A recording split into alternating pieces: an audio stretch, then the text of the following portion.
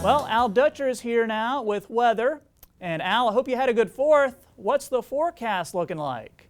Yes, Troy did have a very nice 4th of July, and I hope everybody across the state had a nice 4th of July. At least the advantage here in Lincoln is you don't have to go out and spend money for 4th of July fireworks. The neighborhood put on quite the display for us, and now we are getting to that time of the year where we are starting to get to the post 4th of July period, and we start to pay particular attention to the status of our crops that are growing out there.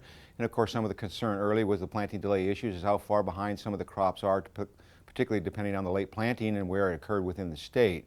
The good news is we've seen a warm up here recently, and it looks like the models have backed off a little bit in terms of the amount of coolness that was going to come in the first part of the month, and it's starting to resemble more of a normal to slightly above normal tendency in terms of our temperatures, with the potential for some very warm temperatures developing as we get into late next week and the following week. So as we go to the upper air model, the first thing I'll draw your attention to is a ridge that's in place across the southern United States, the periphery of that ridge right around and across northern Nebraska, and a trough to our west. And as we have at the surface, a low pressure system developing in southwestern Kansas, one in the Texas Big Bend region, and then one up in Montana. This is going to allow moisture to move toward the north, and as those systems right over the ridge create thunderstorm activity, with the southern half of the state having the best opportunity then. But tomorrow we'll see a slight sagging of that ridge.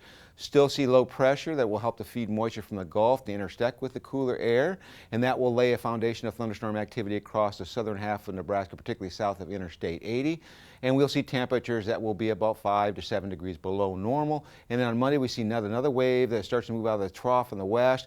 A series of low pressure systems stacked up from southern South Dakota all the way through Texas.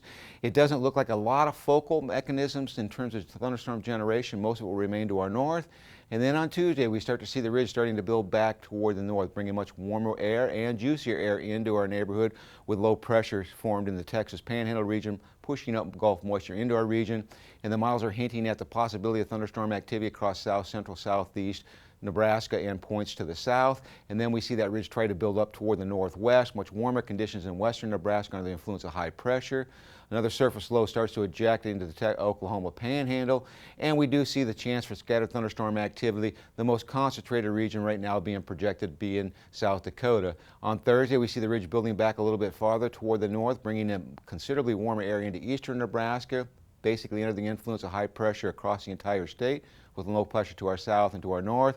And most of the precipitation that's going to generate will be along the front range of the Rocky Mountains.